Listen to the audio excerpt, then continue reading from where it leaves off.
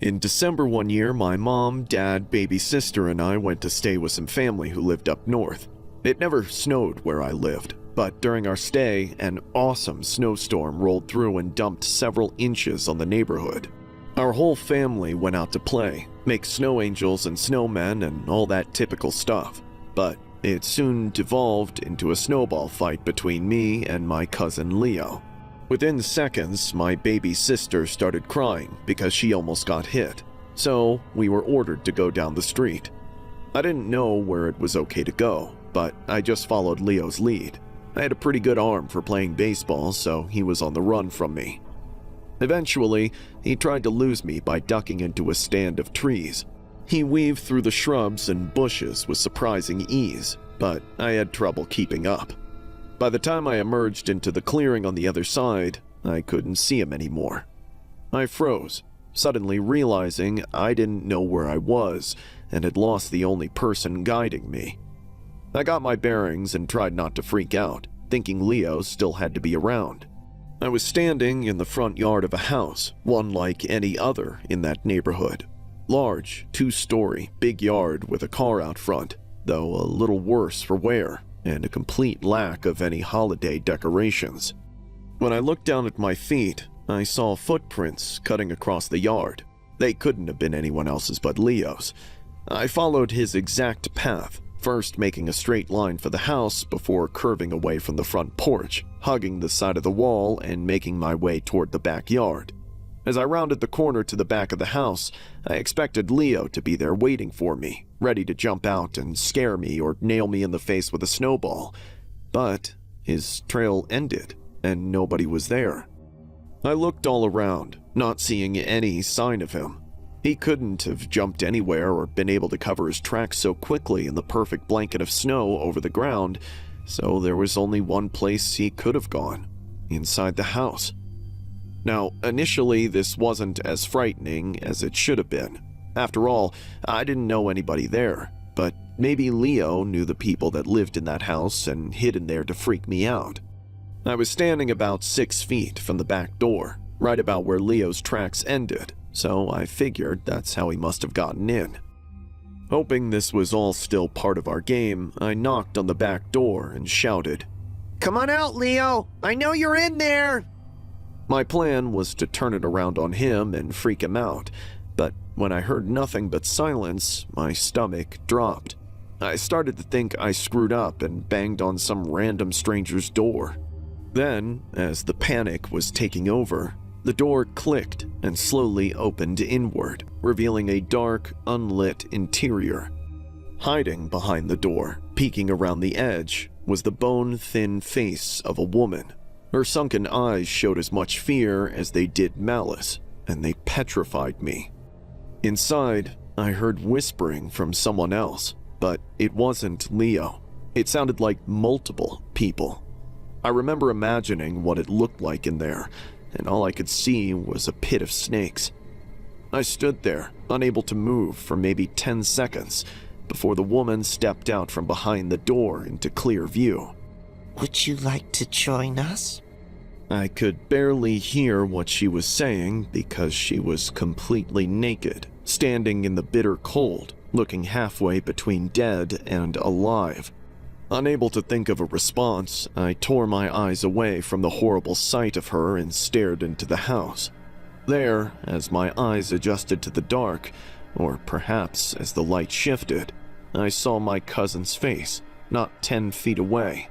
He was inside that house, with all those people, however many there were, whatever they were or weren't wearing, and the look on his face was somehow even more haunting than what I had just seen. Despite not wanting to acknowledge the woman in my field of vision, I saw her scrawny, wrinkly arm reach out to grab me. I panicked and finally ran for my life. I sprinted down the street, almost getting lost on the way back to my cousin's house, but then I found my family and frantically told them what was happening. The adults took me and packed me into the big SUV parked in the driveway. Then I directed them to the house. Before we got there, we ran into Leo. He was walking down the middle of the street, just a block away from the house, still wearing that same shell-shocked expression. However, The car outside and all the people inside were gone. There was nobody to report. The house was vacant. Leo's parents said the bank foreclosed on it nearly a year ago, and it had been sitting on the market ever since. I never had a clue. The for sale sign had been knocked down and buried in the snowfall, and I never got close enough to see the busted lockbox on the front door, which meant the key had been stolen by those freaks. We don't know how long they were living in there, but it couldn't have been that long with their car sitting out front. As for my cousin, he said he was, in fact, waiting behind the house to scare me when the door suddenly opened and he was pulled inside. He was frozen in shock the entire time, but then, after I ran away, the junkies panicked and forgot about him as they fled, so he just walked out. He never wanted to go into detail about anything else. As far as we know, nothing physically happened to him. He wasn't beaten or touched or anything like that, but the things he must have seen in there, I just can't imagine. I mean, I did get a taste of it myself, and it certainly scarred me for life, but Leo's experience must have been so much worse. Honestly, I think I'm better off not knowing the rest. I used to go skiing with my family every year. Those were some of my favorite memories. I told myself that when I became an adult, I would get my own skis and gear, then go on a trip with my friends. By the time I was finally able to fulfill that dream, I was no longer close with my old circle of friends, but I was engaged to my fiancée. To protect her privacy, I'll refer to her simply as Jane, though I assure you there is nothing plain about her. This trip was our secret pre-wedding honeymoon. We both bought brand new skis for it. This time we were old enough to drink, so we had a few before going up the mountain and snuck some shooters in our pockets for when we were on the slopes. It was a wonderful time together, all that we were hoping for and more. After several hours, we decided to take a break at the base of the mountain. As we recuperated, we were approached by another couple. It was very casual at first, just some compliments on our skis, but it turned into small talk, then full-on conversation. They said their names were Adam and Eve, which I pegged as fake names immediately, but the more they talked, the more I understood why they called themselves that. Apparently, they were van lifers, people who live and travel in their van full-time. They seemed like nice people, but they were a bit weird. I'm hesitant to call them hippies, but they did talk about a bunch of spiritual mumbo-jumbo and all the weird things they had done during their travels. Of course, I didn't want to be judgmental, especially when the man, Adam, pulled out a flask and offered us some. I jokingly asked if there was any LSD in it, but he laughed and said it was just vodka. All four of us took a good swig or two, and I could tell by how it was getting lighter that our new friends were indeed drinking it with us. Oh, and it was vodka, that's for sure. Shit tasted like a doctor's appointment. Anyway, we decided to stick together for the rest of the afternoon. Over the course of a few trips up and down the mountain, we tested each other's ability by taking more challenging paths each time. We shared our own drinks and had more of Adam's flask here and there until I was sure the liquor was all out. Then, about an hour before the slopes closed, the woman Eve, as she called herself, revealed an entirely new full flask of her own. By then, we were all tipsy and eager to keep the buzz going. I didn't hesitate to drink it this time, and neither did Jane. However, even through my inebriation, there was a nagging sensation in my hand. The flask really didn't feel like they were drinking out of it, not like the first one, but they had been so nice that I figured they must be strictly pacing themselves. As usual, we tried to get one last trip before we had to leave, still drinking as we rode up the lift a final time. This is about when Adam and Eve invited us to hang out afterwards, in their van, in the parking lot. But Jane and I were clear that we just wanted to get on the road so we could get home before it was too late. I could tell they didn't really appreciate our decision, but at first they didn't push it. Not until we reached the bottom, anyway. Suddenly, I felt 10 times drunker than I should have, and Jane was even worse off. Adam said something about how we must have overestimated the amount we were drinking, but I was sure we were going at a reasonable pace. They told us we were clearly too drunk to drive, so we should hang out with them for a while. I told them straight up, no way. Then I clipped off my skis, as well as Jane's, then carried all 4 as we started stumbling back to the parking lot. Something about those 2 was rapidly alarming me, but with each second, my ability to stand my ground against them was draining out of my body. It's hard to explain, but I didn't even feel drunk anymore. My mind was sober, but somehow tiny and unable to pilot my body, which now felt like a giant sack of dead weight. I remember thinking we just have to get to the car, but then I realized we were walking right past it. I tried reaching for it, only to see that I had dropped all our skis and Eve was now carrying them. At this point, my memory is like a slideshow. The next thing I saw was a large van, presumably their van. Then Jane collapsed on the ground. Seconds later, Adam carrying her toward the van. The last image filled whatever was left of my mind with uncontainable rage. The only parts of me I was aware of were screaming, "Don't let them take Jane. If they take her, I might as well die." Then, that was it. Next thing I knew, I was waking up on the same patch of asphalt, freezing my ass off with a pounding pain in my head. I thought I was dead. I thought I'd failed to save Jane, so I kinda wished that was the truth. However, reality was far more bittersweet. When I thought I was valiantly fighting through whatever drug they had given me so I could single-handedly save Jane, I was really just screaming random, unintelligible nonsense. It was, however, loud enough to alert bystanders, who came to help just in time. I was completely unconscious, though based on their accounts, they managed to take hold of Jane, but they were unable to keep those freaks from getting in their van and escaping with all our brand new, expensive-as-hell skis. Still, I owe those good people everything for keeping them from kidnapping Jane, and also me. Lord knows what sick, terrible things they had planned for us.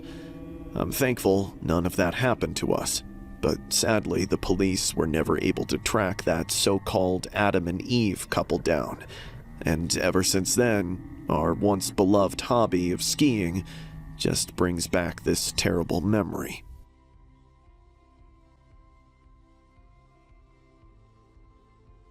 Last winter, I visited my childhood home during a break from college. The whole town, which isn't much to speak of, was blanketed in snow. I almost crashed my car on the icy roads just getting there, so I didn't plan to go on many outings. Instead, I spent all my time at home. Christmas had passed and we were just waiting for the new year, but I was struggling to sleep after everyone else had gone to bed. I crept out of my room, looking for something to do, yet there was nothing. Outside, the snow was coming down gently, with barely any wind to knock it around. I knew it was freezing cold, but the cabin fever was getting to me, so I stole one of my dad's cigarettes off the kitchen counter and bundled up for a late-night smoke. As I sat in a rocking chair out front, I sparked up and took everything in. My old front yard, the swing set, every stone and every pit, all buried in white. The path would be needing reshoveling in the morning, and no doubt my dad would put me up to it as punishment. For now, it was just me and the near silence, save for the almost imperceptible patter of snowfall and my own breathing. It was a new moon, but the clear country skies bathed my old haunt in starlight, and though it was difficult to find things to miss about home, I had to admit it could be beautiful at times. Even after I finished the cigarette, I coughed and bundled up tighter, wanting to stay out and enjoy it a little longer. But that last drag turned out to be the final sand in the hourglass.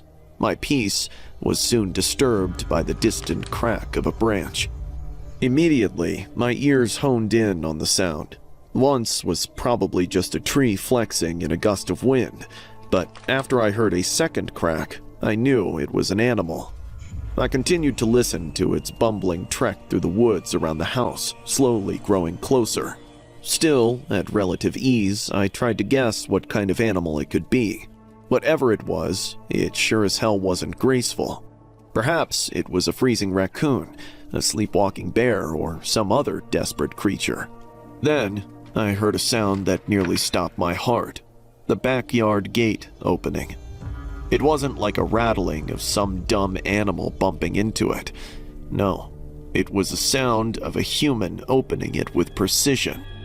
Now, in a full state of alarm, I kept silent, standing up from my chair and sneaking back into the house, locking the front door. If it makes any sense, I could just tell that the air inside hadn't moved since I stepped out, so I was sure nobody in my family had woken up. Whoever opened the gate, they came from outside. I had to see who it was, but I could barely get to my feet to move. My body was telling me I was safer where I was, and it wasn't time to do anything stupid. Still, my family might be in danger if I just cowered, so I forced myself to walk to the back of the house. As I inched my way there, I began to hear a new sound, one a lot more regular than before. A rhythmic scraping, digging in the snow. I began to worry someone was trying to access a partially buried window in the basement, but when I made it to the back door, I saw something quite different. There was a man, covered head to toe in thick black clothing, standing in the backyard, right between the shed and the barren vegetable garden. He had a large shovel and had just begun digging a hole in the snow.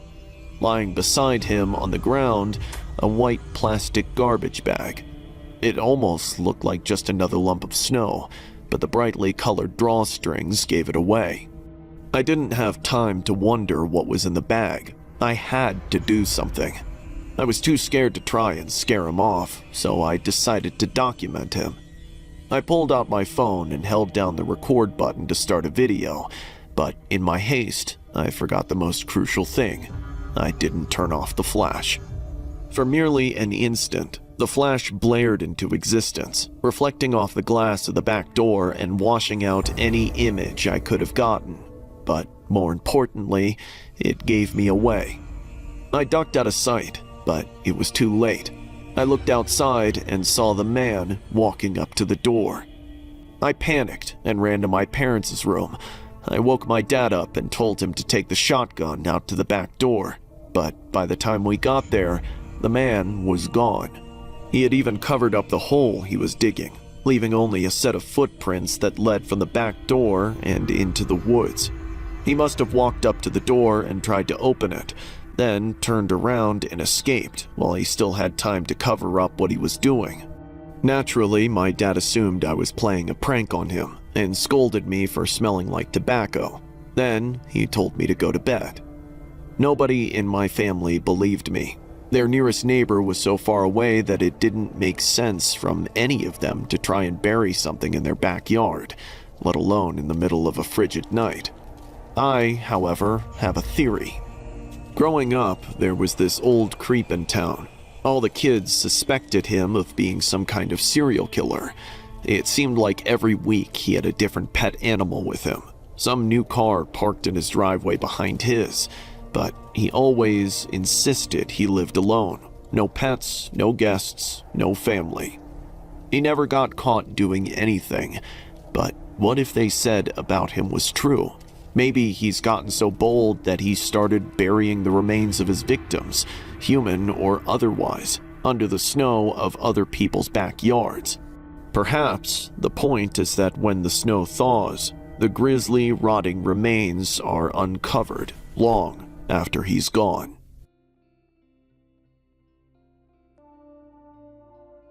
This is something really weird that happened not too long after I got my first job.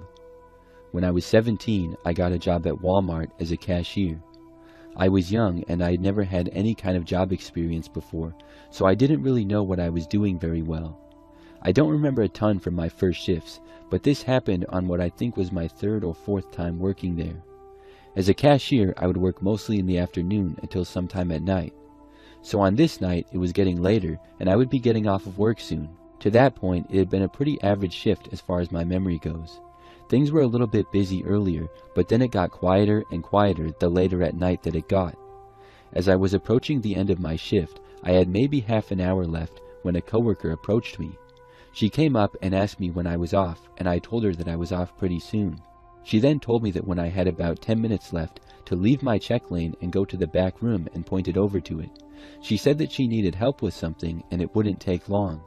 So I told her okay, and then she left and I stayed at my checkout. I had never seen that woman before, but there were a lot of coworkers at the Walmart that I had never seen, as the stores are always very big. So things were quiet for the rest of my shift. With 10 minutes left, I did what I was told.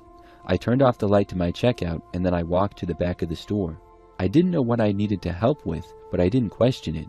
Being new to the job, I was willing to do whatever they asked, even if I was just hired as a cashier. So I went to where I thought I was supposed to go. There were the swinging doors to the back room area, and this was in the back corner of the store kind of. It was quiet over there, and when I got in, it looked like the typical back room. However, I didn't see anyone. I took a few steps in, and then I heard the same woman's voice. She called out my name, but she was way farther down, and I could not see her. I said that I was there, and she told me to go down by her. I honestly could not see the woman at all, but if you've ever been to a Walmart back room, I'm sure some are different, but most of them have boxes everywhere, and they have sort of their own little aisles. It was all organized, but not as clearly and presentable as on the sales floor, and there's lots of other random boxes and equipment around. I could tell that she was in the far back, but I couldn't tell exactly where. I started walking, and she yelled at me, "Over here!" I turned and started going towards her. I made it maybe 20 feet, and I still couldn't see her. That's when I heard the door open behind me, the same swinging doors that I had just gone through.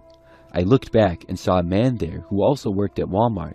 He too I had never seen before, but he asked me what I was doing. I stopped and I told him that I was asked to help with something back there. He came over to me and he asked me by who. I didn't know the woman's name, and I told him that. He looked confused and he said that he didn't know who that would be. Then he called out asking who was there. This time though, there was no response. We walked farther up, and then we heard someone walking away kind of quickly, but they were still out of view. When we made it kind of around the corner a ways up, there was an exit door that was sort of propped open. I remember the guy saying he figured whoever was there had left.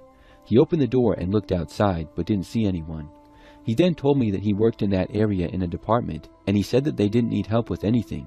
He told me that as a cashier, I probably would not be asked to help with anything back there anyways. So I was told that I could clock out and leave, and he would try to figure out what was going on, and so I left. After that, I never heard anything more about it. I don't know what that woman was up to or who she even was. She probably didn't even work at the Walmart, and looking back, that was really weird.